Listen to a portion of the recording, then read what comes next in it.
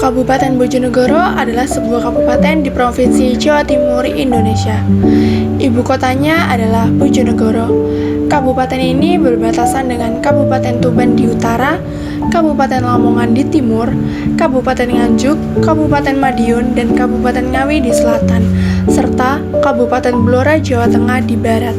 Bagian barat Bojonegoro perbatasan dengan Jawa Tengah merupakan bagian dari Blok Cepu yang merupakan salah satu sumber deposit minyak bumi terbesar di Indonesia. Dan ini merupakan Kecamatan Sugiwaras yang dimana di Sugiwaras ini saya dilahirkan. Di Kecamatan Sugiwaras ini mulai berkembang governansi digital yang dimulai dari setiap masyarakat harus memiliki eKTP atau KTP digital. Dan ketika kita ingin pergi ke Puskesmas, kita sudah dapat melakukan dengan alat seperti elektronik yang dimana dahulu kita tidak seperti itu, kita hanya menggunakan metode antri dan mengantri panjang. Halo semuanya, perkenalkan saya Jennifer Immanuel Muswanto, saya dari kelas 2025G, NIM 250 406 74295. Jadi di sini saya akan menjelaskan tentang tugas governansi digital yang membahas tentang aplikasi di daerah masing-masing.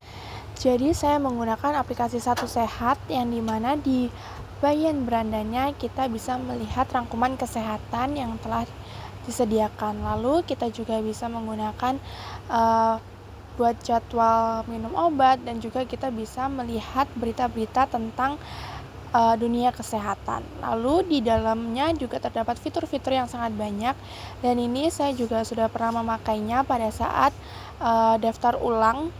Itu saya melakukan pemeriksaan kesehatan dan saya menggunakan aplikasi ini. Lalu juga kita bisa menggunakan aplikasi ini dalam catatan kesehatan kita juga. Lalu kita juga bisa mengecek deteksi resiko penyakit, yaitu yang pertama itu tentang kesehatan mental, dan kita bisa langsung melakukan screening dan kita bisa melihat hasilnya. Dan ketika hasilnya sudah keluar, kita bisa melakukan konsultasi langsung dan konsultasi secara online. Dan untuk screening yang kedua, ini screening tentang gejala kanker paru-paru, dan di sini banyak sekali pertanyaan yang bisa kita jawab, dan setelah kita menjawab, kita akan mendapatkan hasil dari screening tersebut. Dan jika kita ingin melakukan konsultasi, kita bisa secara langsung dan juga secara online. Dan di dalam aplikasi ini terdapat fitur kita bisa melihat sertifikat vaksin COVID pada saat pandemi pada saat itu. Selain itu juga kita dapat melihat daftar dokter-dokter yang terdapat di daerah kita masing-masing. Aplikasi ini juga memiliki sebuah kelebihan yang dimana kita sebagai masyarakat memiliki kemudahan dalam melakukan pengecekan kesehatan secara mandiri atau online di rumah saja.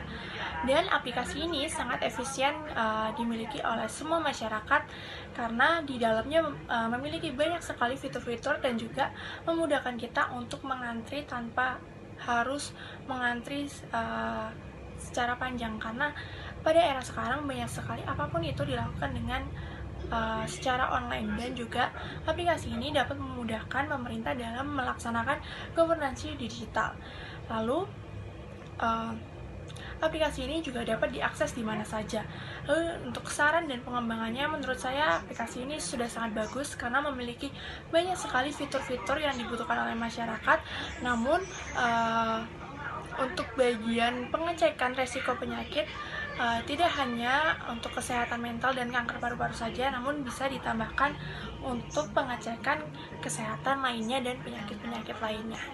Kalau kita diminta untuk membandingkan aplikasi Satu Sehat dengan aplikasi kesehatan lainnya, saya bisa membandingkan dengan aplikasi mobil JKN yang dimana saya gunakan itu ketika saya ingin berobat di klinik sebelah saya yang di Surabaya.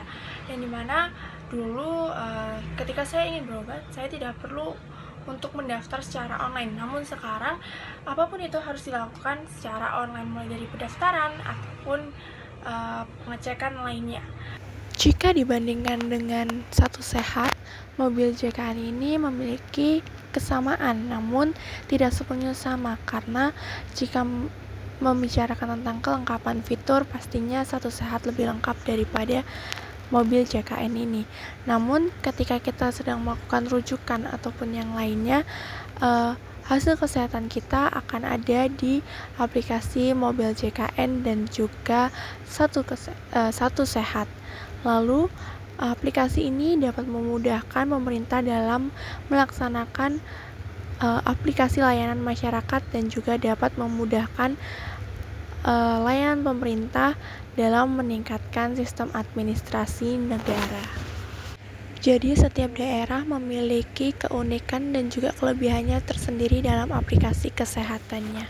Dan aplikasi itu mungkin masih belum bisa digunakan di seluruh Indonesia ataupun di daerah-daerah lainnya.